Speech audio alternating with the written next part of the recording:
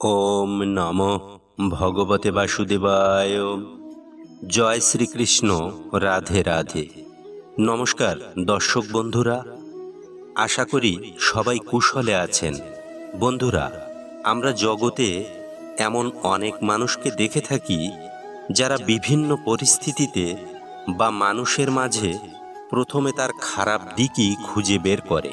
আপনি তাকে একটা কিছু উপহার দিলেও তারা সেটার ত্রুটি বের করতে শুরু করে। কেউ একটা ভালো কিছু করলেও তারা সেটার উপর সন্দেহ করে। এ যেন তাদের স্বভাব। কিন্তু সনাতন দর্শন বলে আমাদের জগৎটা একটা বিশাল আয়নার মতো। আমরা যেমন, জগৎ আমাদের ঠিক তাই ফিরিয়ে দেয়।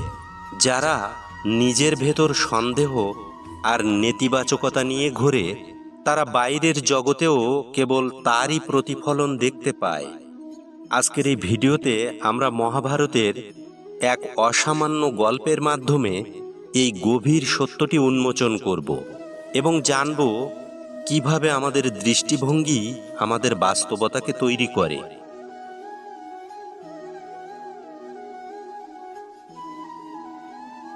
একদা হস্তিনাপুরের রাজসভায় মহাত্মা বিদুর, পিতামহ ভীষ্ম, গুরু দ্রোণাচার্য এবং অন্যান্য সভাসদবর্গের উপস্থিতিতে ভগবান শ্রীকৃষ্ণ পাণ্ডব এবং কৌরবদের মধ্যে একটি বিশেষ পরীক্ষার আয়োজন করলেন। তিনি চাইলেন জগতের এক গভীর সত্যকে রাজকুমারদের সামনে উন্মোচিত করতে। তিনি প্রথমে গান্ধারী পুত্র দুর্যোধনকে ডেকে বললেন, হে দুর্যোধন, তুমি সমগ্র হস্তিনাপুর রাজ্যে ঘুরে এসো এবং আমার জন্য এমন একজন ব্যক্তিকে খুঁজে আনো যিনি সম্পূর্ণরূপে একজন সজ্জন বা ভালো মানুষ। এরপর তিনি ধর্মপুত্র যুধিষ্ঠিরকে ডেকে বললেন, হে যুধিষ্ঠির, তুমিও সমগ্র রাজ্য ভ্রমণ করো এবং আমার জন্য এমন একজন ব্যক্তিকে খুঁজে আনো যিনি সম্পূর্ণরূপে একজন দুর্জন বা খারাপ মানুষ। দুজনেই ভগবানের আদেশ শিরোধার্য করে নিজ নিজ অনুসন্ধানে বেরিয়ে পড়লেন। দুর্যোধন ছিলেন ঈর্ষা, অহংকার এবং বিদ্বেষে পরিপূর্ণ। তিনি রাজ্যে ঘুরতে শুরু করলেন।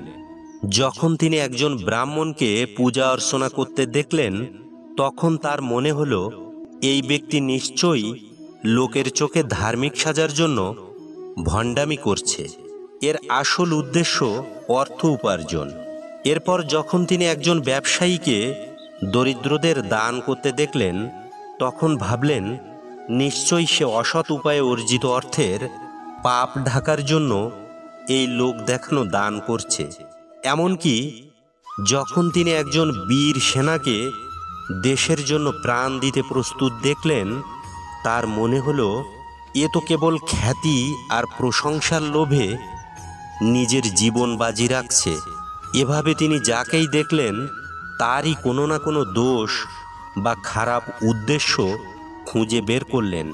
তার চোখে কেউই খাঁটি বা ভালো মানুষ ছিলেন না। দিন শেষে তিনি শূন্য হাতে শ্রীকৃষ্ণের কাছে ফিরে এলেন এবং অত্যন্ত আত্মবিশ্বাসের সাথে বললেন, হে বাসুদেব, আমি সমগ্র রাজ্য খুঁজেছি, কিন্তু একজনও নির্ভেজাল ভালো মানুষ খুঁজে পাইনি। প্রত্যেকেই কোনো না কোনোভাবে স্বার্থপর, ভণ্ড এবং দোষী। অন্যদিকে ধর্মপুত্র যুধিষ্ঠির ছিলেন করুণা, ক্ষমা এবং সততার মূর্ত প্রতীক। তিনি রাজ্যে ঘুরতে শুরু করলেন। তিনি যখন এক কুখ্যাত চোরকে দেখলেন, তখন তার মনে হলো, ইস, এই ব্যক্তি নিশ্চয় চরম দারিদ্র বা কোনো নিদারুণ কষ্টের কারণে এই পথে আসতে বাধ্য হয়েছে। এর অন্তরেও হয়তো পরিবার পরিজনের জন্য ভালোবাসা আছে।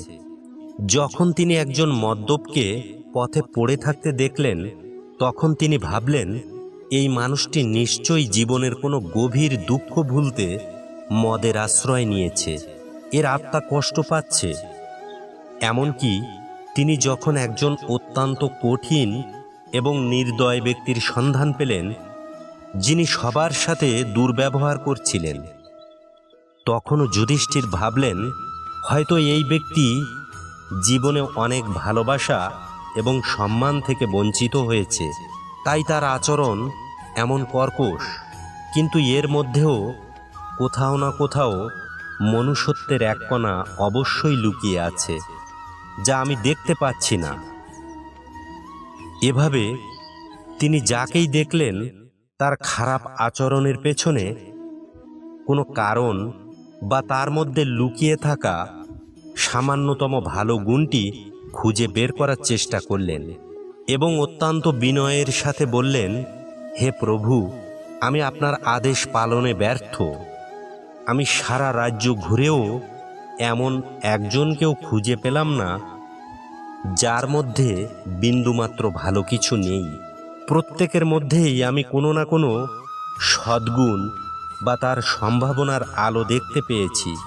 সম্ভবত দোষ আমার দৃষ্টিতে, যা চূড়ান্ত মন্দকে দেখতে অক্ষম। তখন ভগবান শ্রীকৃষ্ণ মৃদু হেসে রাজসভায় উপস্থিত সকলকে বললেন, দেখো, জগৎ হলো একটি দর্পণের মতো, এর নিজের কোনো রূপ নেই। তুমি যেমন, জগৎকে তুমি ঠিক তেমনই দেখবে। দুর্যোধনের অন্তর যেহেতু ছলনা, ঈর্ষা আর সন্দেহে পূর্ণ, তাই সে বাইরের জগতেও তারই প্রতিফলন দেখেছে। তার কলুষিত দৃষ্টিতে জগতের কেউই ভালো হতে পারেনি। সে আসলে নিজের ভেতরের মন্দকেই সবার মধ্যে খুঁজে বেরিয়েছে। অন্যদিকে যুধিষ্ঠিরের অন্তর ধর্ম, করুণা এবং পবিত্রতায় পূর্ণ, তাই সে সবচেয়ে খারাপ মানুষের মধ্যেও ভালো কিছু খুঁজে পেয়েছে।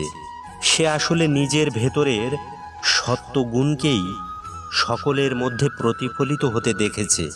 আমাদের বাইরের জগৎ কেমন হবে তা বহুলাংশে নির্ভর করে আমাদের ভেতরের মানসিক অবস্থার উপর।